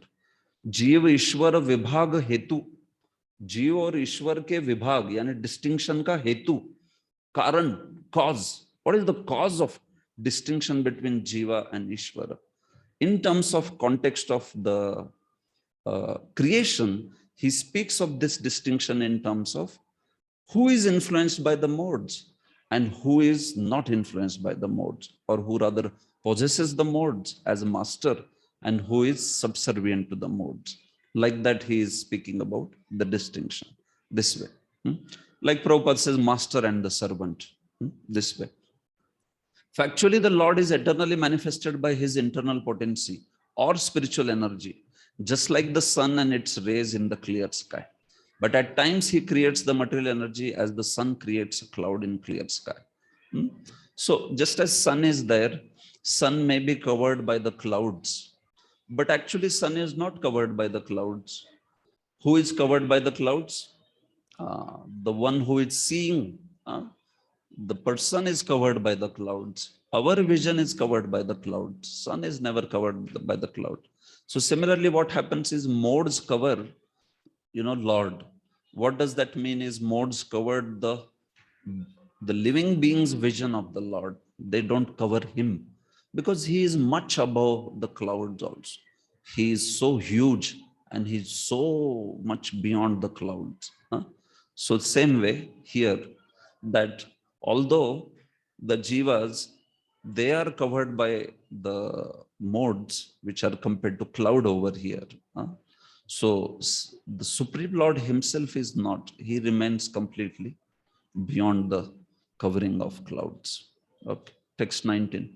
Karya karana kartritve dravya jnana kriyashrayaha badhanti nityada muktam mayinam purusham gunaha.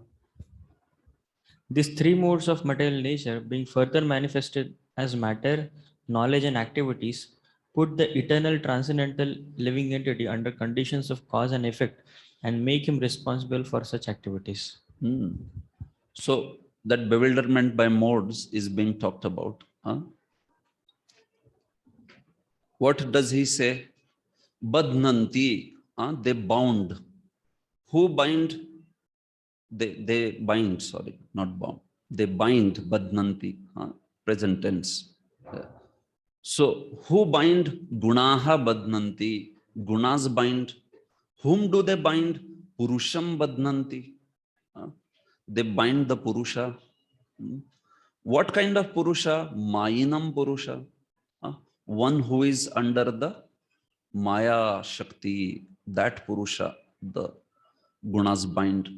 But what is his real nature? Nityada Muktam. His real nature is he is eternally liberated, or he is, not supposed to be in this state. He is eternally transcendental. But such Purusha, see, Purusha here is not referring to Supreme Lord. It's referring to Jivas. So this Jiva who is Nityada Mukta, such Jiva is, because he is now in association of Maya, so he is bound by the Gunas.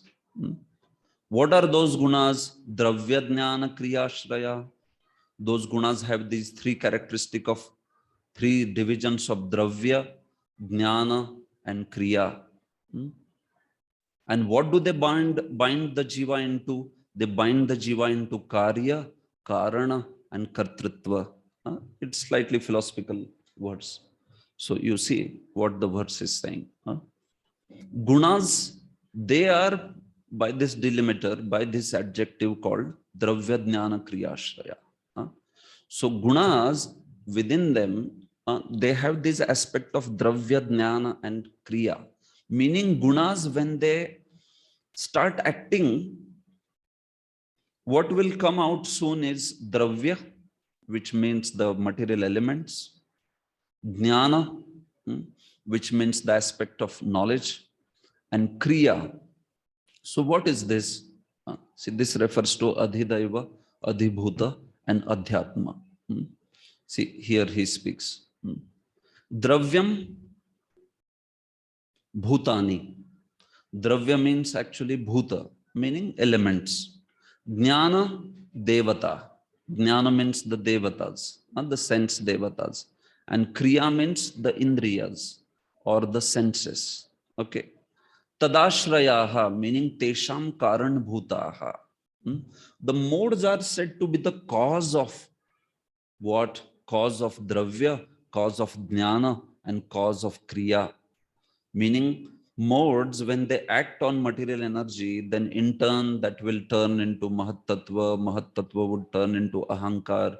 Ahankar would be into 3 Sattva, Rajatama, and then each one of them would either generate Devata, Indriyas, and Bhuta, meaning elements. So modes are the ones which become the cause of all this 3 things, which is Dravya, Devata, and Kriya. The elements, the senses, and the Devatas means the demigods, the sense Devatas. So you know, it's coming only ahead. It will be explained. These are the outputs, the products which come from the 3 kinds of ahankars.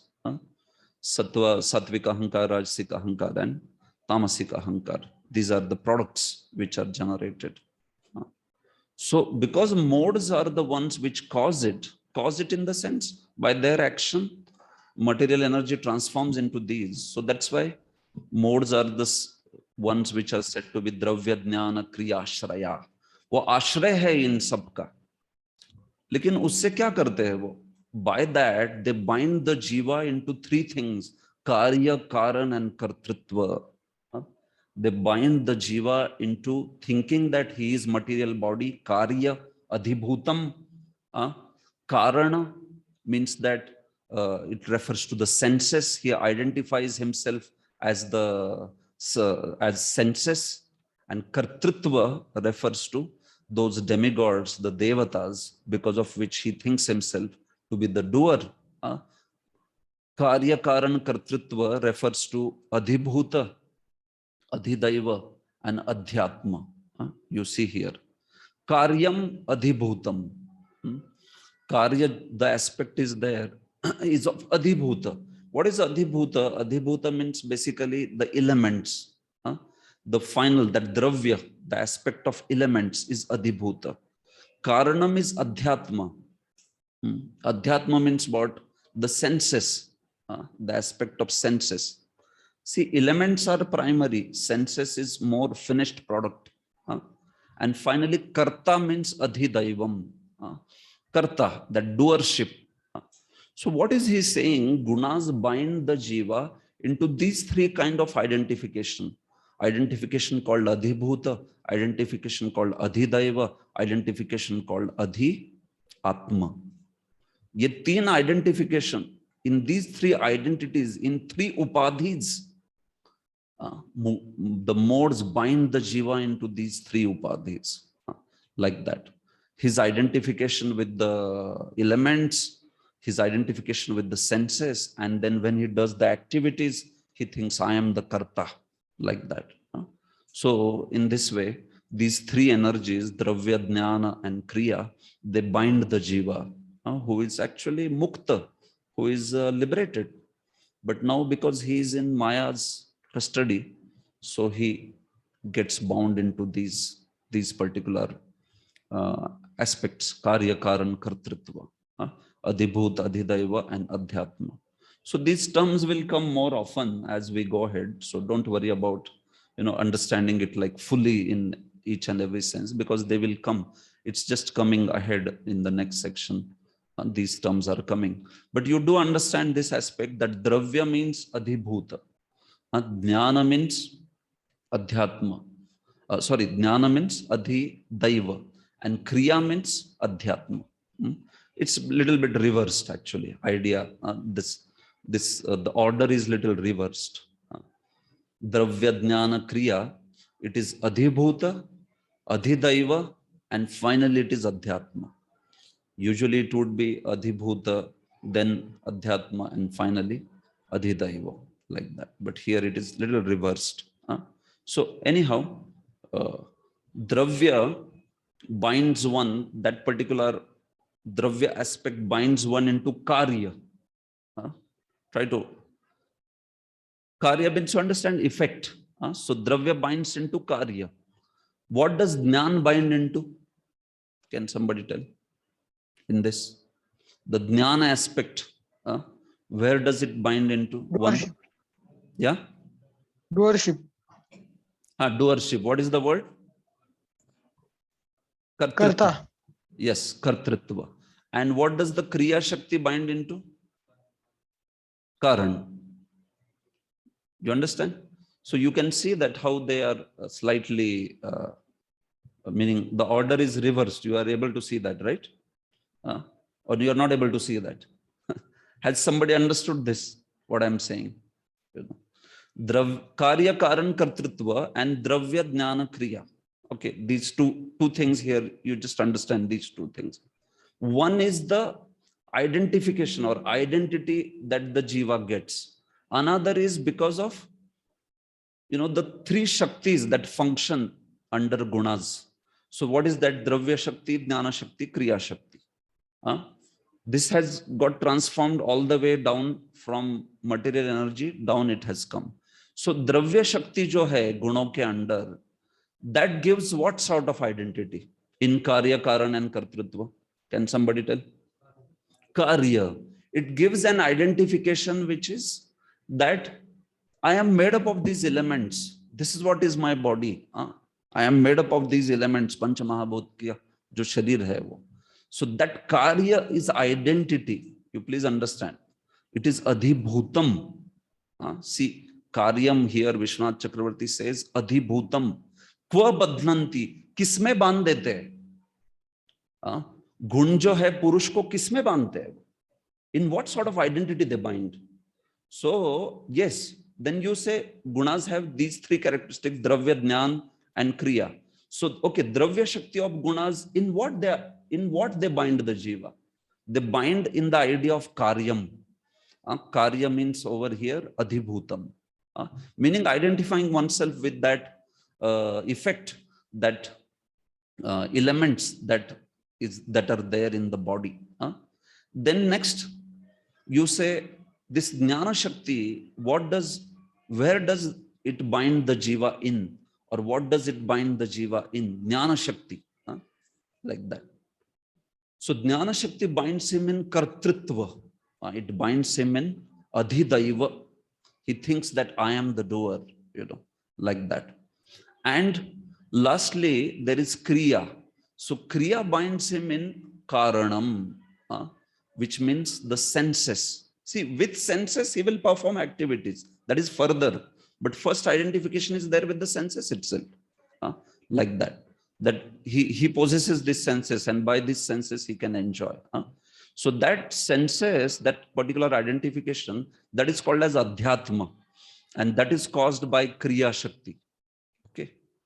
Beyond that is then Kartritva, or the doership, which is caused by Jnana, which is caused by the Devatas. So these aspects will be clear further as you go ahead.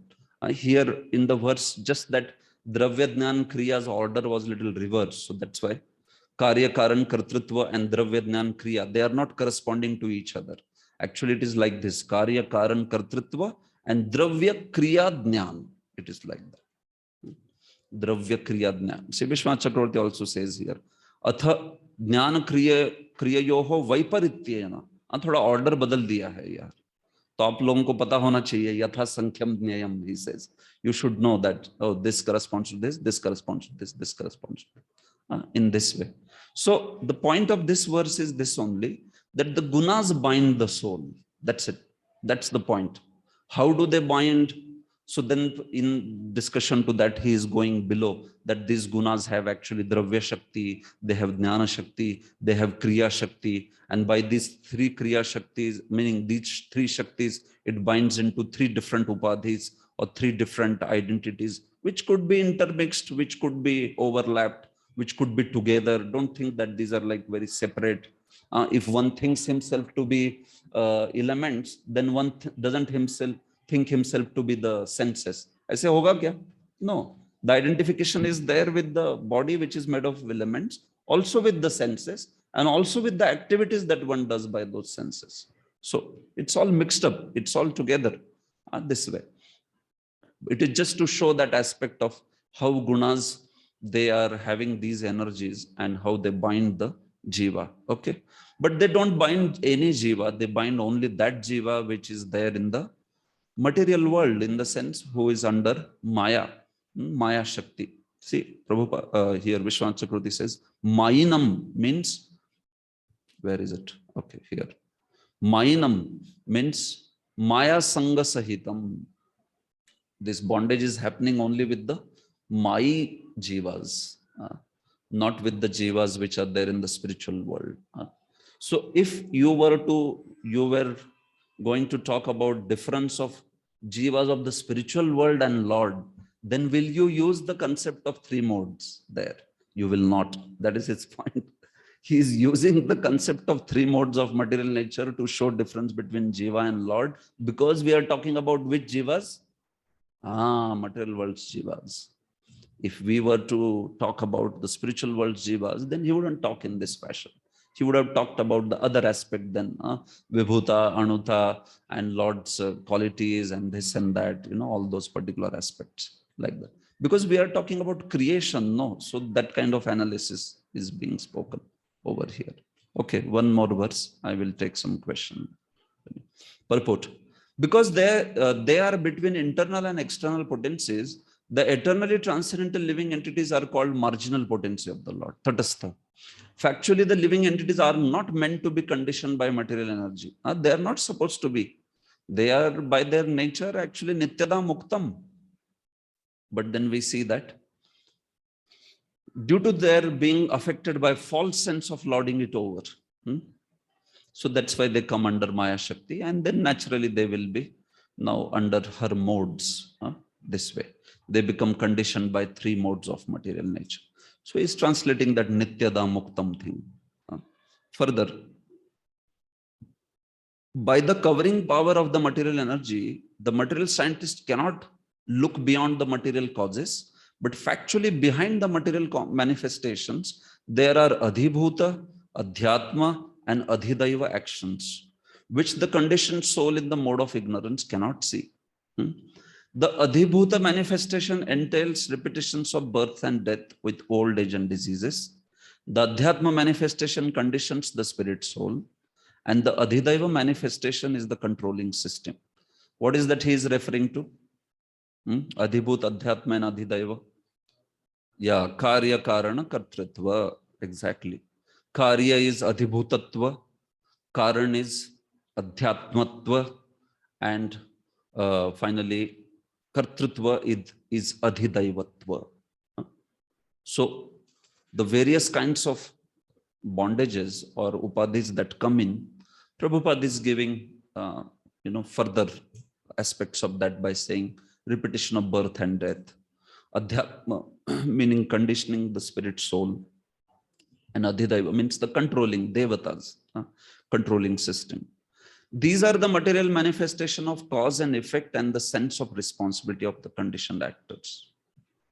Cause refers to cause, effect, and the sense. So cause refers to Karana, which is Adhyatma.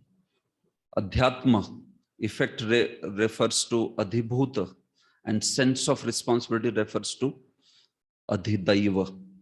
If you are able to catch those words in Prabhupada's word, you see that in purport. What does it mean? Cause, effect, and sense of responsibility. Cause means karya. Okay. Cause means karan, sorry. Cause means karan. Effect means karya. And sense of responsibility means kartritva. That is how he is speaking about this. Like that. Okay, one more verse. Sayesha Bhagavan Lingai Stribhirretay Radhokshajah Swalakshit Gatir Brahman Sarvesham Mamacheshwaraha.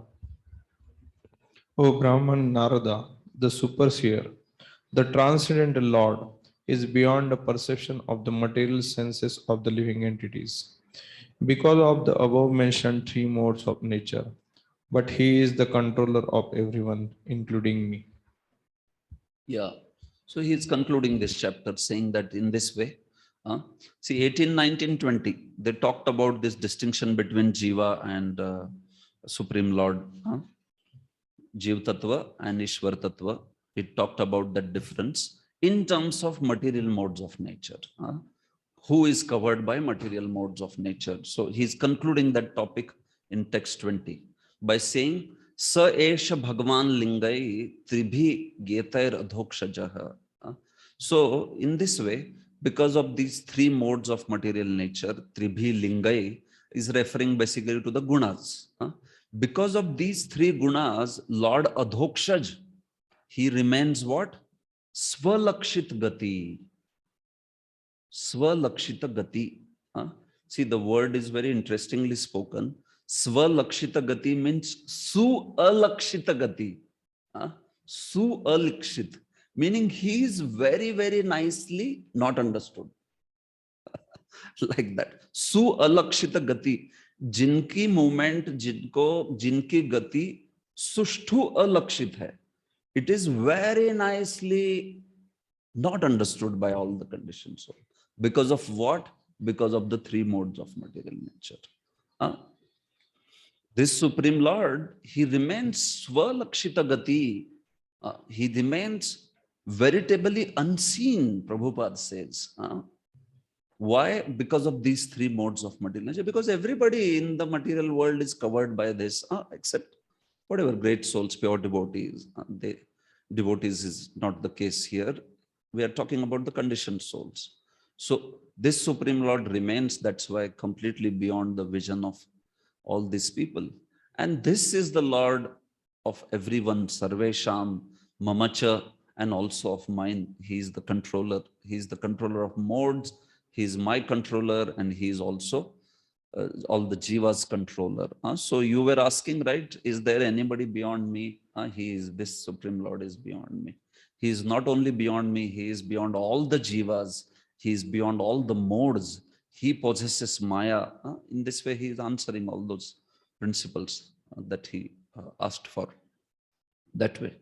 Okay. See, Vishwanath Chakravarti says, in this way, by this gunai, because of this guna, sushtu alakshita. Sushtu means very nicely, very, very perfectly. Alakshita means not understood. He remains very nicely, Prabhupada says, veritably unseen, right? So that's very nice translation. Veritably unseen. He remains, बहुत अच्छे से भगवान जो अदृश्य रहते हैं सबको. क्यों? Because of this being covered by the three modes of material nature, meaning Jiva being covered by the three modes of material nature. So his activities, his gati, his movement is not understood by anybody. Such a person like that. Or it can mean Swalakshita gati, meaning only his swajanas, his devotees are able to lakshita gati. They are able to understand him. Swalakshit in Sanskrit can mean su-alakshit. It combines to become swalakshit. Or it can mean swalakshit. मतलब उनके जो स्वजन है उनके द्वारा बहुत अच्छे से समझे जाते हैं. स्वजनई ही स्वभक्तई ही, स्वई ही ज्ञानी भक्तई. Those who are knowledgeable devotees, they are able to understand his gati very nicely. They are able to understand. So that is the meaning of swalakshita gati. Both the meanings are there. Okay. Yeah. Prabhupada says, in Bhagavad Gita, the Lord has declared very clearly that impersonalist who gives more importance to transcendental rays of Brahmajyoti and who concludes that absolute truth is ultimately impersonal is less intelligent than the personalist. The fact is that such impersonalists are covered by above mentioned three modes of material nature. So dekho, Prabhupada wanted to say that those who are covered by three modes of material nature, they cannot see the Supreme Lord. They cannot understand him, right? So when he wanted to say that, he chose whom to speak about. He said, these impersonalists, He could have spoken about any conditioned soul, but he spoke about whom? impersonalists, meaning Mayavadis, even though they study Vedanta, even though they might be engaged in Jnana culture, even they don't understand because they are themselves under the three modes. So what to speak of anybody else? So in this, even the next purport, sometimes the point is of only those who are covered by modes of nature, they are not able to understand Supreme Lord. But Prabhupada takes his favorite impersonalists and he just beats them left, right into 1 or 2 to 3 purports, sometimes 3 paragraphs. Later also, the point is all about being in avidya, being covered by Maya. But there also he speaks about impersonalist only. Meaning what? Impersonalist is his upalakshana. But impersonalist is his upalakshana of speaking about the out and out ignorance. So ignorant could be impersonalist, ignorant could be a sense enjoyer, ignorant could be demon, ignorant could be hellish being, ignorant could be even a man on earthly planet. He can be anyone, no? But he chooses impersonalist. Especially by impersonalist, we should know Prabhupada means Mayavadi. Because this analysis will not apply to Brahmavadi. He doesn't, obviously he accepts Supreme Lord's form. And he also accepts Supreme Lord Sachidanandatva. So impersonalist, Prabhupada's impersonalist means Mayavadi. Understand? This way, that is how he speaks. That way. So they are covered by 3 modes of material nature. And that's why these people, they can't understand. So Prabhupada is bringing that particular section 7.24-25 of Gita. What is that? Avyaktam Vyaktimapannam Manyante Mama Buddha and all that. This way. Misconception of the formlessness of Supreme Personality of Godhead is due to the Yogamaya curtain of the Lord and can be removed only by the Supreme Will as soon as the conditioned soul surrenders unto him.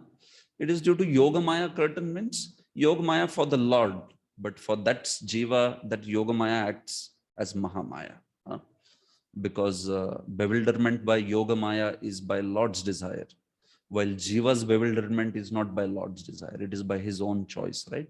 So Yogamaya, because that is one energy which acts as Mahamaya for conditioned souls and Yogamaya for the pure souls. So he uses Yogamaya. Naham Prakasha Sarvasya Yogamaya Samavrata. Basically, he's referring to that, like that. So the devotees who are transcendental, they will be able to understand. So this is addressing that second meaning, Swalakshitai, meaning Swajanas. It means that the Lord's devotees, they are able to understand very nicely the all blissful transcendental form of the Lord in this way. So this is the point. What Brahmaji has done in this section is he has spoken about how he is the one, meaning he creates what is already created by the Supreme Lord. He is subservient to him, and how he is a Jiva and Lord is the master, how he himself is also subservient to the Supreme Lord. So in that context, he also explained what is the difference between Jiva and the Supreme Lord. Jiva Tattva and Ishvara Tattva's difference, he spoke like that. So now begins the Karana Srishti, which is like the main topic over here. So tomorrow we will take this. And this section will go a little bit fast. Here what happens is till verse 25, 26, there is some philosophy. Then after that, it goes very quickly. There is not much in it. So tomorrow I will complete this section, certainly, like that. So one thing I wanted to tell is this whole section is of creation. And actually best way to deal with this section is if the Brahma Samhitas, Brahma Samhita in the text 7, it begins to speak about creational aspect and goes all the way up to text 25 there. And then later Venum Konantam and all begins. But the first is a great aspect of creation. So if we can map the details of Brahma Samhita along with the second canto and third cantos 3.5, 3.6. So then that would become a complete package of creation actually, like that. So, so what I would do is whatever justice on the basis of text, based on commentaries and all that I can do certainly. But if certain concepts of Brahma Samhita and all they are coming, I myself am not completely, so to say, thorough with all the concepts of Brahma Samhita. So that's why whatever Bhagavatam is speaking here, that much I would be able to tell based on the tikas and all. Just like simple thing, Lord glances on Maya. So now Brahma Samhita says he doesn't glance on Maya. He glances on Rama. And Rama is the one who transfers the glance to Maya, Adhishthan Maya. So now such details are there. So I have read the section, but I have not read it through entire commentary of Jiva Goswami very scrutinizingly. I know certain things, so I would be able to do certain justice. But whatever is Bhagavatam's text saying, that is very clear based on Bhagavatam's commentaries and all that. So I would say that why I wanted to tell this was, any of you who want to know creation's aspect, at least to a great detail, whatever is provided, then it has to be through these sections actually. Bhagavatam 2nd canto, Bhagavatam 3rd canto, and also the aspect of Brahma Samhita. So it also gives a lot of inside details everywhere. So this way. So fine. So tomorrow we will talk about this Karan Srishti. You have any question, anyone, on what we discussed, this particular section? This difference between Jiva and Supreme Lord?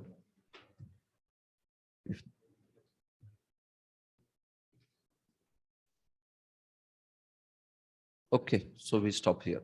Granth Raj Srimad Bhagavatam ki jai. Srila Prabhupada ki jai.